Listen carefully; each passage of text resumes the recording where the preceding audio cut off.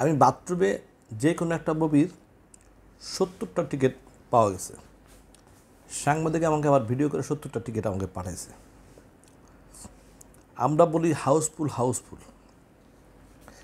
তারা ছবি রিলিজ করে এবং তারা নিজেরাই টিকিট কিনা বাথরুমে ফালায় রাখে।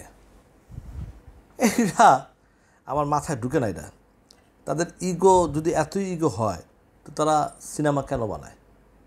এবং সবচেয়ে মজার ঘটনা, আমি কোনো ছবির নাম বলতে জানি না, সবাই তো পরিচিত, কারণ উচিত কথা আমার মুখ দিয়ে চলে আসে। আমি সিনেমা বানাবো, এই সিনেমা চলবে না, সেজন্য একটা লস তো আমার হচ্ছেই। আবার নিজের টাকাতে টিকিট কিনে সেখানে বাথরুমে দেই, বিভিন্ন মানুষকে গিফট করি, হ্যাঁ, বিভিন্ন ডেকে ডেকে মানুষকে। সিনেমা হলে আমরা এবার আমরা দেখছি সিনেমা হলে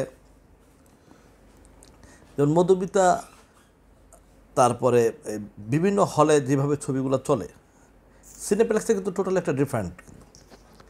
সিনেপ্লেক্সের ইগোটা কিন্তু সবার ভিতরে আছে, এবং সিনেপ্লেক্সে যেভাবে টিকিট কিনা হয়, এটা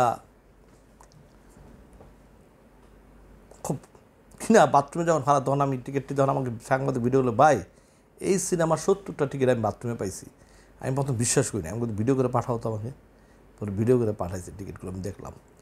এখন কারে বলবো বলো?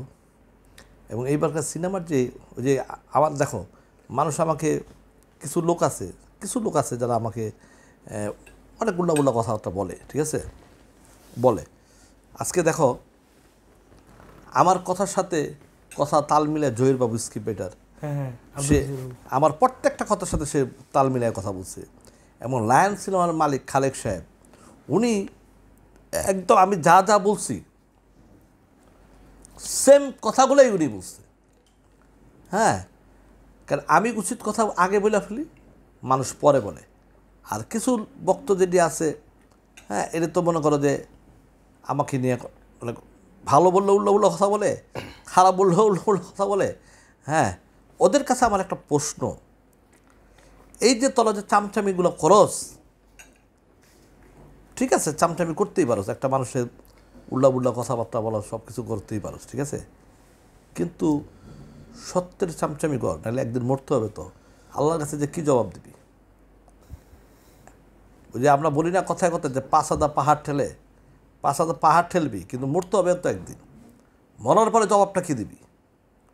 যে একটা মানুষকে যখন গালাগালি করস বা কিছু করস, একদিন মরতে হবে না? মরার পরে তখন তো তোকে জিজ্ঞেস করবে যে তুই যে একটা মানুষের মিথ্যা কথাগুলো করছস, হ্যাঁ, তোর বিচারটা কী হবে? ওই বিবেকদেরকে দেওয়ার জাহান্নামী লোকের মতো গালাগালি করে, যারা বিরুদ্ধে কথা বলে তাদেরকেই গালাগালি করে। হ্যাঁ, এগুলো মনে করো যে, যাই হোক, এগুলো আর অনেক বলছি, লজ্জা শরম কিচ্ছু নাই এটির। হ্যাঁ, মনে করো যে যা খুশি তাই বলুক, বৃক্ষ তোমার নাম কি, ফলে পরিচয়, এবার মানুষ ফল দেখছে। এবার ঈদের ছবির মানে ফিডব্যাকটা কি আসলে? কোনো ফিডব্যাক নেই।